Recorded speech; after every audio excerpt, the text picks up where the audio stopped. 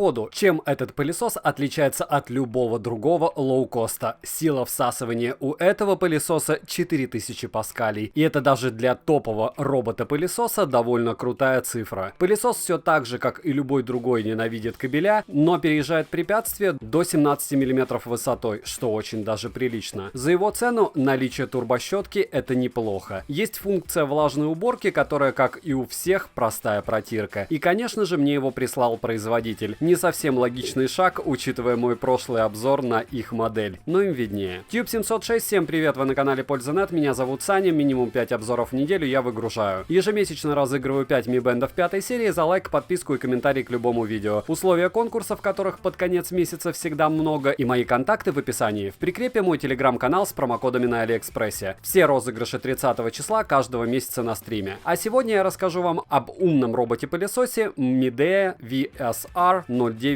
Как вы заметили, приходит он в двух коробках. Высылают его из России. От пакинга ничем не пахнет. Но назвать его премиальным, конечно же, язык не повернется. Все ультраэконом. Не особо они заморачивались с упаковкой. Полный вес посылки чуть более 5 килограмм. Вскрыли. Что здесь из интересного? Внутри две пары боковых щеток, две запасные и, что довольно непривычно, нет разделения на правую и левую щетку, как в других роботах-пылесосах. Гарантийный талон, зарядная станция со сменным кабелем, пульт управления, который вам скорее всего не понадобится, две сменные тряпки микрофибра и инструкция на русском языке. Первое, что нужно сделать, удалить пленку и защитные бампера, скачать программу на телефон и зарядить пылесос. Сразу к практической части, от того, что описывать только его характеристики, особого смысла нет, ведь важно, как это все работает. Для начала протирка полов. Работает, но, как я довольно часто повторяю, особого смысла от этого нет, ведь ничто не заменит влажной уборки, а это просто протирка, но это лично мое мнение. Режимы распыления воды 3, режим подачи воды автоматический, да, бывает и ручной режим, как в их прошлой модели, которая у меня была на обзоре. Управлять можно с пульта управления, можно с программы. Я предпочитаю все делать с телефона, конечно, с программы. Разумеется, для этого необходимо подключить пылесос к Wi-Fi с доступом в интернет, ну и для этого скачать программу на телефоне и включить Bluetooth. Габариты пылесоса довольно скромные, 33 см в диаметре и 8,3 см в высоту. Препятствие преодолевает до 17 мм, и это факт. Колеса очень крупные, разумеется, подвеска здесь независима, но других я в принципе у пылесосов и не видел, а это, наверное, уже 10-й мой робот-пылесос. Датчиков много, со ступенек не падает. Подвижный бампер здесь не зря. Пока робот не нарисует карту, биться будет он обо все постоянно и сильно. Внутри стандартный HEPA-фильтр, очень большой, что непривычно, и крайне большая емкость накопителя для мусора, 450 мл. Тряпки из микрофибры для уборки довольно печальные и крепятся просто на липучках. Такие обычные тряпки и все. На теле всего одна кнопка. Внутри под крышкой есть еще кнопка-переключатель для включения Wi-Fi. Сделано очень странно. Щетка стандартна, нестандартно в ней только то, что она двухцветная. На 100% заряда и на максимальной мощности